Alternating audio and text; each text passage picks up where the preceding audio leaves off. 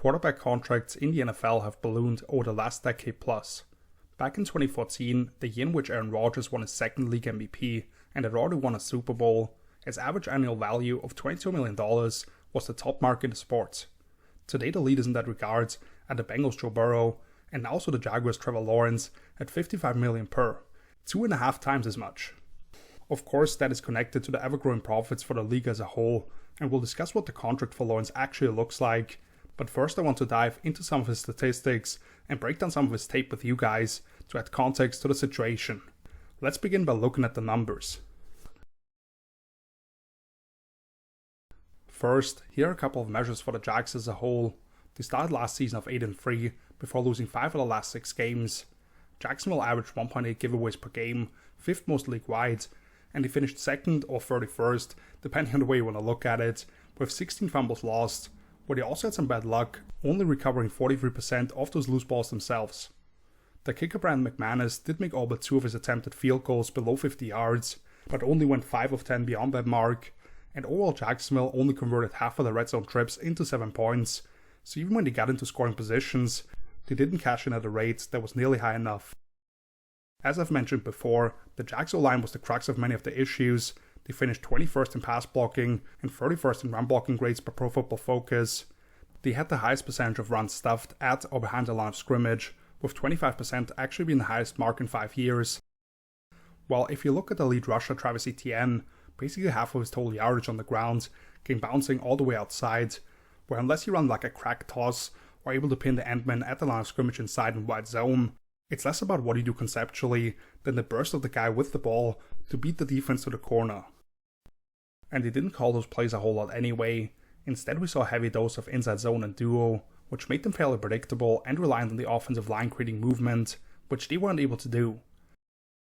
Plus then they mixed in some power from shotgun, which was a little bit more effective, along with some Jamal Agnew bullshit, as if he was the second coming of a young Tyreek Hill in Kansas City. But that's why they finished bottom 3 in both expected points added and success rate when calling runs. By the way, I want to add in clips from multiple games, and I could do a whole extra video on how bad Jacksonville's run game was, but to really hammer home the point, this is all from week 1 at Indy, after installing this shit for the last few months. An abysmal showing. Although, I have to finish with my favorite one here from the Bills game, as Trevor clearly checks to this at the line of scrimmage, but you've got both tackles running straight into each other, and chaos ensues. You gotta love it. Now, more specifically about Trevor Lawrence, he finished below average in both passer rating and QBR, although as I believe are more meaningful indicators, he was 16th in EPA per play and 8th in dropback success rate. Furthermore, he had the 3rd most passing yards taken away by penalties, and twice as many touchdowns by defensive pass interference, with 4, as any other QB in the league. The Jags as a whole had the 5th lowest mark of yards after catch per reception, but the wide receivers specifically were dead last at a minuscule 3.05 yak per. Part of that is missing Christian Kirk for 5 games, and question marks on how to use Calvin Ridley, which was a chemistry with Trevor that was kinda up and down, hauling less than half of the targets his way. Zay Jones was even lower by the way in that regard at sub 44%. Lawrence was basically dead even with a drop rate of 4.3%, but there were so many passes into the end zone where a receiver couldn't quite hold onto the ball through slight contact, or couldn't get a second foot down in bounds. It almost felt like a weekly running bit, and it never shows up on the stat sheet. So as I talk a little bit more here, you can watch an extensive lowlight of Jags receivers letting down the quarterback on what could have been touchdowns. Trevor finished right in the middle of the pack in terms of pressure rates, but that's because of the massive amounts of quick game that they relied upon, as only Miami's Tua Tagovailoa finished with a lower time spent in the pocket before releasing the ball at 2.2 seconds. One kept clean, only Tua had more big time throws at 25, and he did deliver quite a few impact passes when heated up, but only Sam Howell had more than Trevor's 15 turnover-worthy plays under pressure. Looking at his PFF passing grade, he dropped from 9th all the way to 22nd when blitzed, compared to when he was rushed with 4 or less.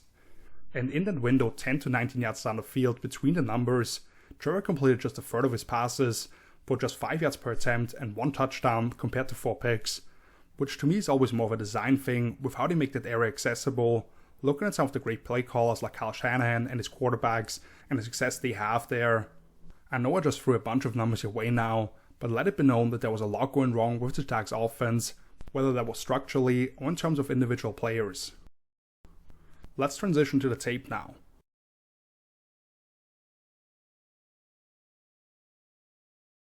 There were some concerns about high-level accuracy early in T-Law's career, but he's become one of the cleanest operators you're going to find when you look at his drops, ball fakes, no fat at the top as he sets his feet, and consistency in terms of his release.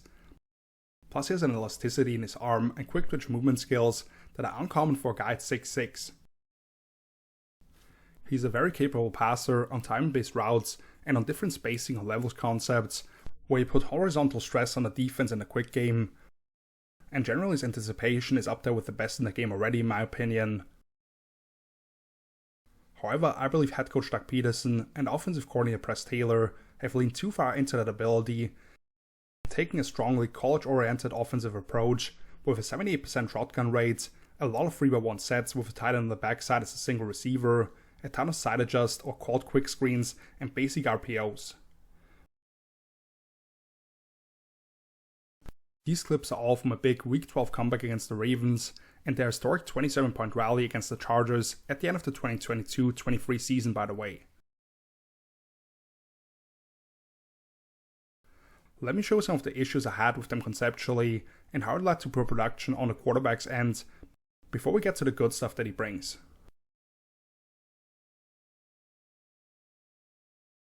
Very basic start in week 1.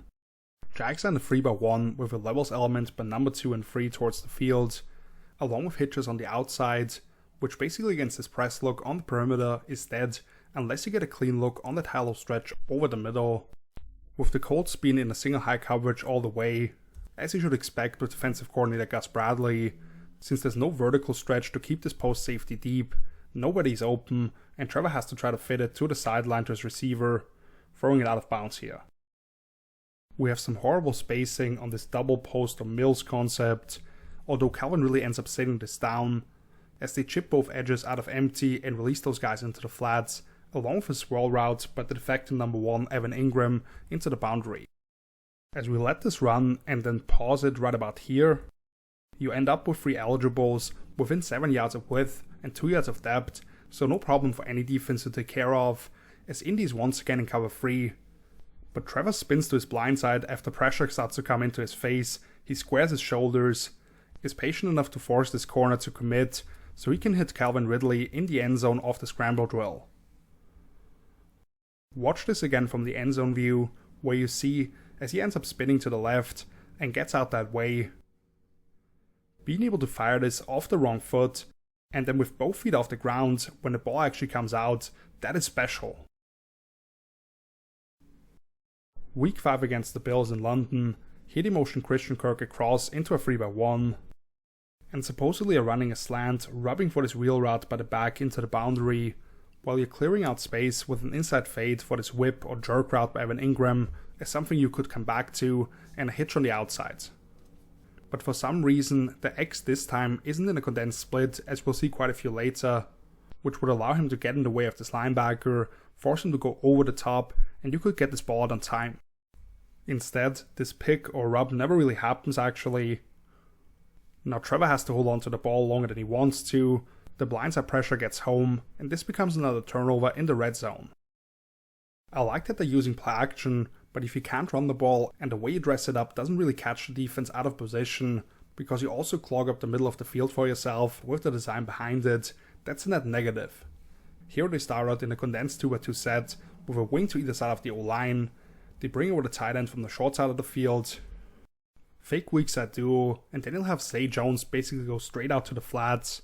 Luke Farrell on this little hook, where he's drifting outside after initially faking the block, and from a backside crosser that comes in maybe 2 yards behind the linebackers. So because of how condensed this all is, now Trevor has to wait this out for number 15 Tim Jones to clear them anyway. His corner can run him down, and this turns into a contested catch to the backup receiver that he can't finish. What the hell is this? Another tight 3x1 set, with that swirl at the top and the back working out into the flats, but you're trying to hit all curls basically to the field, which makes no sense to narrow those landmarks for your targets, and as a result also the room for error that you give your quarterback. This is cover 2 with the linebacker to the field bailing out, and you've got 3 relating to 3, with no fear of getting run by because you've got the safety clouding over the top. And as you can see, nobody's open. This is what you're calling on 3rd and 15. That's just setting up your quarterback to fail. And he ends up getting picked off by linebacker Devin White. Very questionable design of the passing concept here as well in terms of the spacing that it creates. I guess what you're trying to do is pull the linebacker Fred Warner with the drag by the tipman of this bunch inside, and then hit the angle route by Christian Kirk coming in behind it, whilst you're running off that field side corner with a high 7 route, and then you've got a dig coming in from the backside. But the Niners are in cover 3, and Fred isn't worried about this, because he's got this safety down that he can pass it off to, who gets helped out by the running back, basically occupying that same area, working out to the flats. Trevor needs to escape the pocket, and I think rookie running back Tank Bixby is trying to peel back on one of these rushers. Instead of presenting himself as an option, Trevor's a little high trying to flip it to him because of it, right through the hands, and into the ones of safety Talanoa Hufanga behind him. And this is coming out the bye week, by the way, laying an absolute stinker at home to San Francisco. Which I have to throw in 2 more lowlights by the rookie here to start the season, because they end up as negatives on the stat sheet for his quarterback. Here they're in 13 personnel, where they motion the wing across for a split zone fake, but they allow pressure right up the A-gap, as the left guard doesn't step the right way. Trevor dips away and tries to dump it off to Bixby. Ball again a little high, but even if he just allows this to fall incomplete, everything's fine, you play second down. But the rookie tips it right into the hands of the safety down the flats, and it ends up as an interception. And I don't want to highlight left guard Ben Bartch too much here, who they replaced late in the season, but the 4th-year man had a really rough day, as there were several missed assignments, and here he immediately loses to DeForest Buckner, who strips Lawrence trying to check it down to his back, which Tank just stops playing and allows the scoop and score.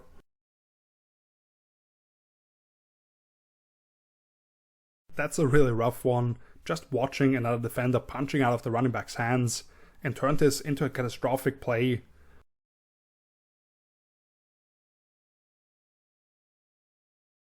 But instead of crapping more on the schematic issues and his teammates letting Trevor down, let's get to some of the fun stuff on his tape.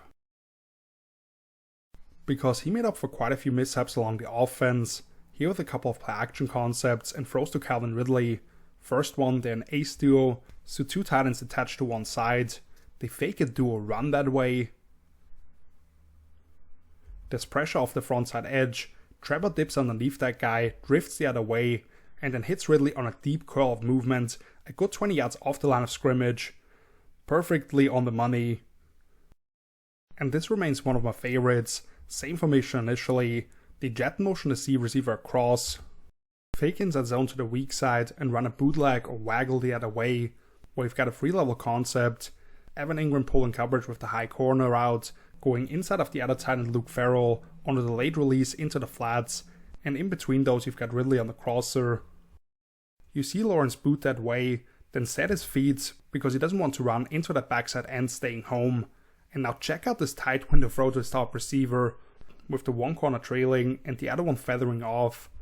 Absolute bullets, and the 2 defenders collide for a nice game by Ridley. Watch this again from the end zone view, just for shits and giggles, as he sets here and throws this laser. Love it. Week 5 in London against the Bills, they motion the wing over into a 2x2 for what appears to be smash into the boundary, but what you're trying to hit is this double slant concept to the field.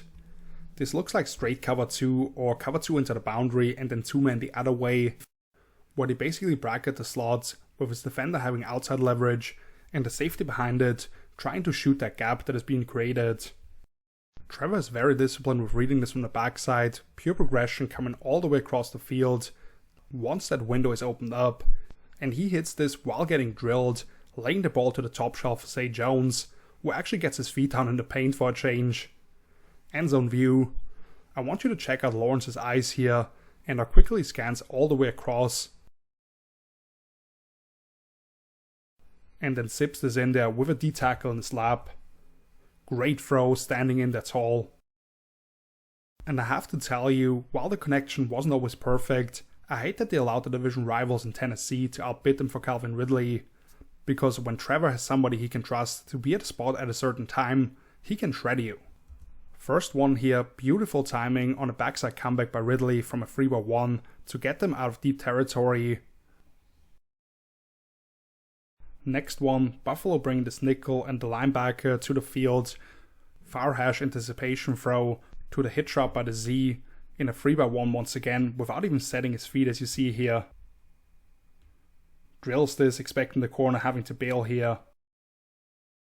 This one's a blaze out by the X now in another 3-1 set, which is fairly rare against press coverage, but they make it work.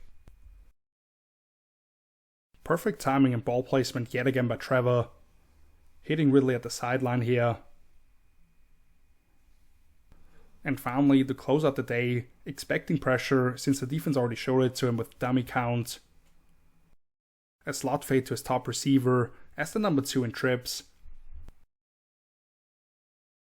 And this one is dropped into the bucket in a way you just couldn't do it any better. Love this one from week 13 against the Bengals, the game in which Trevor got hurt. The defense is showing a simple sing high look pre-snap, but there's nothing simple about this, as they're actually blitzing this boundary corner and bailing the opposite one deep into a variation of an invert cover 2. The Jags have a tight bunch to the field, out of which they run a Mills concept, a one with a hook by the tight end over the middle, and basically a clear up by this X on a post corner route. However, this is all of a token run fake, where they pull the left guard across, and the running back is responsible now for this guy rushing off the edge. Lawrence has a little half roll to the right, but he shuffles back towards his original alignment and fires this gorgeous ball to Zay Jones, running away from the linebacker before the cornerback can fall inside for a huge drive starter. Another one we have to check out from Trevor's perspective, as he's shuffling over, finding a platform to release this from, and firing an absolute ball to Zay. And you can't cheat with a guy like this at quarterback. Here they're in a 2x2 with the running back flanking into the boundary, so you have nobody for the safety walking up and rushing off the edge as he comes unblocked. Trevor makes that guy miss and lays it out there for Ridley, who ends up wide open in the end zone out of this double post concept. Steelers are in cover 2 against this empty look by the Jags, and because if you run the fade outside of your running back, the defense doesn't really respect it, because they're expecting it to just be a spacing thing. The corner sits low here, and the safety's plays flat-footed. So Trevor decides to put some air under this, and hits Travis Etienne down the sideline for a huge touchdown. And here the Titans are in quarters, so basically leave a bracket on the backside receiver if he breaks inside. But the boundary safety has his eyes shifted inside, trying to poach that way and help out. So even with just a 5-man pass pro, Trevor is able to navigate the rush as he shuffles up into the pocket and lays it out for Ridley on the high post. That is just beautiful stuff. But what I think isn't talked about enough with quarterbacks is finding the easy answer in a way where they still stress the defense instead of just checking it down and allowing the defense to rally. So in this rematch with the Colts, they motion into this very condensed 3-1 set into the boundary, with Ingram at the X in a nasty or reduced split. They're running Mills again with that backside swirl, but Trevor also has his actual tight end releasing into the flats of a chip, and I guess he has the option to turn this up the field. So as he starts left and sees no window, he once more progresses all the way back to the right. You can see him hold his strong side linebacker inside and then hit his tight end underneath for the easy score. Which in reality isn't that easy at all as you'd like to think. Again, watch the eyes here, or rather where his helmet is pointing. 1, 2, 3, 4, touchdown. That is high level quarterbacking. Let me close out with some clips from week 14 at Cleveland, which by the numbers for Lawrence was his worst game of the season, throwing 3 picks. But let's also acknowledge that he did this 6 days after twisting his ankle, in a way where many thought he'd be out for a month. He continued to battle and made some insane throws that day to even keep his team in that game, which they unfortunately couldn't come down with. He tosses a couple of touchdowns late, and if they come up with the ensuing onside kick, this may end up as another great comeback, which instead now after the game, people look at the box score, see him throwing 3 interceptions and losing the game, marking that down as a negative when really missing the context. Now let's quickly look at those contract details for Lawrence and wrap things up here. Purely based on the raw numbers, with $275 million over 5 years, Lawrence and Joe Burrow's contracts would appear identical, with $4.5 million more in terms of the guaranteed signing for the latter, compared to Trevor's $142 million. However, there are several other factors and pieces to this that have to be taken into account. Burrow made up for 24.5% of Cincinnati's cap total, that's still number one across the NFL. For Lawrence, the number only accounts for 21.5% of Jacksonville's total, which ranks him 10th league-wide. That's due to the salary cap being up by nearly $31 million across that time. More importantly even, only the final 2 of those 7 years that Trevor is now under contract for, he's scheduled to earn $50+ million, with 2 void years added to the end of that.